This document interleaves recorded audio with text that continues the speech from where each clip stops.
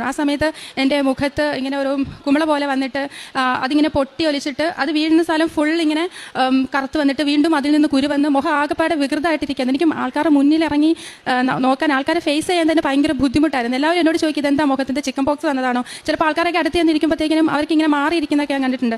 അതുപോലെ എനിക്ക് ആൾക്കാരെ ഫേസ് ചെയ്യാൻ ഭയങ്കര ബുദ്ധിമുട്ട് തോന്നിയിട്ടുണ്ട്. അപ്പോൾ ഞങ്ങൾ ഹിന്ദുക്കളാണ്. അപ്പോൾ ഹോസ്പിറ്റലിൽ പോയി മരുന്ന് ട്രീറ്റ്മെൻറ്റ് എടുത്തിട്ടുണ്ട്. പിന്നെ ഇങ്ങനെ ദോഷമാണ് അങ്ങനെയൊക്കെ പറഞ്ഞിട്ട് പൂജയൊക്കെ ചെയ്തിട്ടുണ്ട്.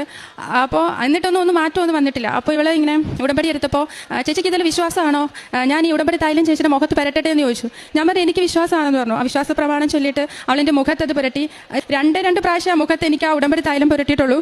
എൻ്റെ മുഖത്തെ ആ പാടെല്ലാം പോയി. പിന്നെ ഞാൻ മരുന്നൊന്നും തേച്ചിട്ടില്ല. എൻ്റെ മുഖം അതെല്ലാം മാറിക്കിട്ടി. അതാണ് എൻ്റെ ഒന്നാമത്തെ സാക്ഷി. അത് ഞാൻ ഉടമ്പടി എടുത്തിട്ടില്ല. ആ ഒരു രീതിയിലേക്ക്, ഹിന്ദുസാണ്, ആ ഒരു രീതിയിലേക്ക് അങ്ങ് പോയി. പിന്നെ ഉടമ്പടി ഇവിടെ വരിക, പള്ളി വരിക, അങ്ങനെയൊന്നും ചെയ്തിട്ടില്ല. അതിനുശേഷം എൻ്റെ വിവാഹമൊക്കെ കഴിഞ്ഞു. അത് അപ്പോൾ ഞങ്ങളൊരു നല്ലൊരു കടബാധ്യതയിലായി. ഹസ്ബൻഡ് ദുബൈയിലായിരുന്നു. അവിടെ ഒരു ജോലി സംബന്ധമായിട്ട് നല്ലൊരു കടബാധ്യത ഉണ്ടായി. അങ്ങനെ ജോലി നഷ്ടപ്പെടുന്നൊരു സാഹചര്യം ഉണ്ടായി. നല്ല രീതിയിൽ കടബാധ്യതയായിട്ടാണ് ദുബൈയിൽ പോയത്. ആളും നാട്ടിലേക്ക് പൈസ അടയ്ക്കാൻ പറ്റുന്നില്ല. നാട്ടിലെ കടബാധ്യത വീണ്ടും കൂടി. വീട്ടിൽ ആൾക്കാർ വന്നിട്ട്, കടക്കാർ വന്നിട്ട് ബഹളം വയ്ക്കുക, ഓരോ മൈക്രോ ഫിനാൻസ്, അത് ഇത്. എനിക്കാണെങ്കിൽ ആകെപ്പാടെ എന്താ ആത്മഹത്യ ചെയ്യേണ്ട ഒരു സിറ്റുവേഷൻ ആയിരുന്നു. എനിക്ക് രാത്രി ഉറക്കമില്ലാതെ ഞാൻ ആത്മഹത്യ ചെയ്താൽ അമ്മയോട് ഞാൻ പറയാം, അമ്മ ഞാൻ വിഷം വാങ്ങിച്ചിട്ട് വരാൻ പോവാം, നമുക്ക് മരിക്കാം, എൻ്റെ കുഞ്ഞിനെ ഞാൻ ആരെയും ഏൽപ്പിക്കാൻ പോവാം. എന്നിട്ടില്ല എനിക്ക് കുഞ്ഞിനെ കൊല്ലാൻ മനസ്സ് വരുന്നില്ല. അമ്മ നമുക്ക് 3 പേർക്ക് കൂടെ, എൻ്റെ അനിയത്തിയുണ്ട്, അമ്മയുണ്ട്, ഞാനുണ്ട്. ഞാൻ പറഞ്ഞു നമുക്ക് 3 പേർക്ക് എങ്ങനെയാണെങ്കിലും ഞാൻ ആത്മഹത്യ ചെയ്യാം, എനിക്ക് വയ്ക്കാം, അമ്മ ഈ കടബാധ്യത. എല്ലാവരും വന്ന് ചീത്ത വിളിക്കുക. വീട്ടിലെങ്കിലും ഒരു ചെറിയ ജോലിയെങ്കിലും കിട്ടിയിരുന്നെങ്കിലെന്ന് ഞാൻ ആഗ്രഹിച്ചിരുന്നു. അവിടെ വന്ന് ഉടമ്പടി തൈലം തേച്ച് എനിക്ക് രോഗസൗഖ്യം കിട്ടി. അതിനുശേഷം വർഷങ്ങളോളം ഞാൻ പള്ളി വന്നിട്ടില്ല. ഞാൻ ഇതിലേക്ക് പിന്നെ വന്നിട്ടില്ല. അപ്പോൾ ഞാൻ ഫോണിൽ ഞാൻ നോക്കുമ്പോൾ ജസ്റ്റ് സ്ക്രോൾ ചെയ്ത് ഇങ്ങനെ പോയത്. അപ്പോൾ ഒരു സാക്ഷ്യം ഞാൻ കണ്ടു. ലിസി എന്ന് പറഞ്ഞ ചേച്ചി മാവേലി എക്സ്പ്രസിൻ്റെ മുന്നിൽ, അതൊരു 58 മിനിറ്റോളം ഉണ്ടായിരുന്നു സാക്ഷ്യം. ഫുള്ളിരുന്ന് കണ്ടതിന് ശേഷം ഞാൻ സത്യം പറഞ്ഞ് എന്നെ ആരും എന്താ ചെയ്ത പോലെ ഞാൻ ഇന്ന് കരയുമായിരുന്നു. ഞാൻ പൊട്ടിക്കരയുമായിരുന്നു. അടുത്ത ഞായറാഴ്ച വന്നിട്ട് ഞാനിവിടെ വന്നു ഉടമ്പടി എടുത്ത് പോയി.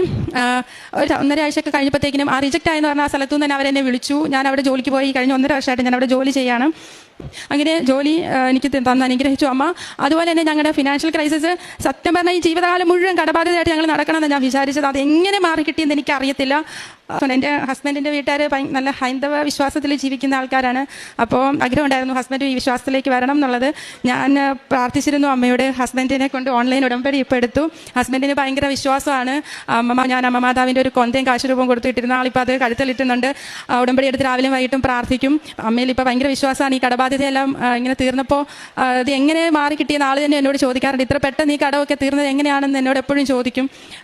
പിന്നെ ഒരുപാട് അനുഗ്രഹങ്ങൾ അമ്മ മാതാവ് എനിക്ക് തന്നിട്ടുണ്ട്. ചെറുതും വലുതായിട്ട് ഒരുപാട് കാര്യങ്ങൾ എനിക്ക് നൽകിയിട്ടുണ്ട്.